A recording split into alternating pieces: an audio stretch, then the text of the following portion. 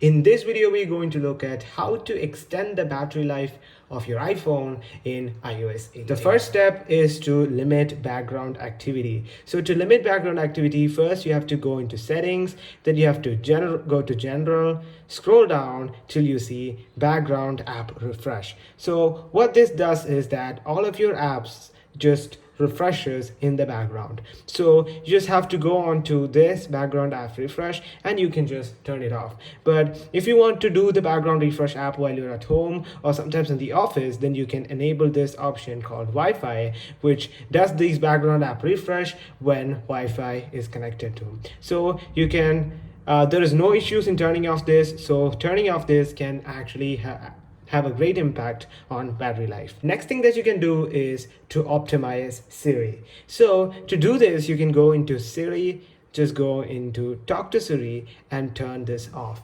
This is especially for people like me who activate Siri by keep holding the power button, or with the newest iPhone 15 Pro or the later models, you can just tap the home button two times to activate Siri. So if you're using like that, then the microphone won't be active always, just to know that whether you're calling for Siri. So if this can greatly improve battery life, if you don't use Siri that often and is comfortable using Siri by just pressing and holding down the power button, then you can turn this thing off. Next thing that you can do is to disable push email. So to do this, you can go into apps, then scroll down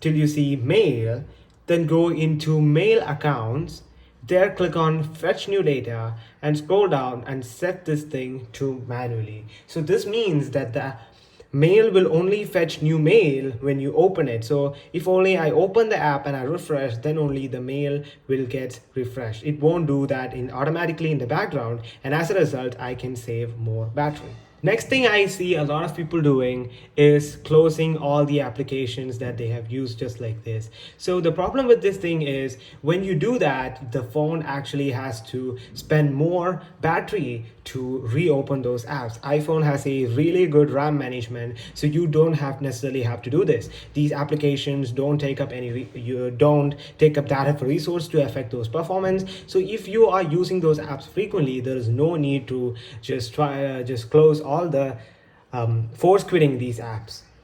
What you can do is, when you go into privacy and security, go to location services. There you can see all the apps that you use that uses your location. So for example, in this case, I don't use the astronomy app, so it doesn't need my location, so I can just click on never. And also if you want to allow that app to have the location, but you also doesn't want them to have your proper location, then you can just click and turn off this precise location button. You can just turn this thing off, so it will only give the app developers a rough idea of where you are, not the precise location of where you actually are standing right now. The next setting is to turn on optimized battery charging. So if you go into go to battery health and charging, you can turn on optimized battery charging.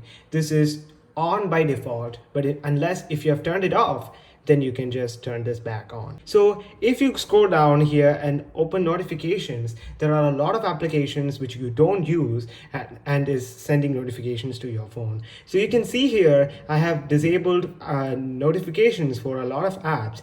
You can just simply go into apps like home, then just turn off and turn, if you want it, just keep it on. And if you don't want it, you can just turn off those notifications. So turning off these notifications can greatly improve the battery life. Next thing is turning off screen time. So if you scroll down here, you can see a setting called screen time, which measures how much do you use your phone daily and tracks down all your activity and which are the apps that you spend. It tracks which are the apps that you spend most time on.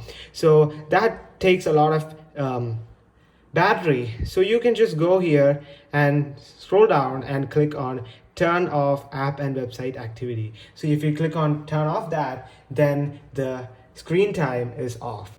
Turning off these settings doesn't actually affect any of your performance, so make sure to go and try out these, and also share your experience in the comments down below.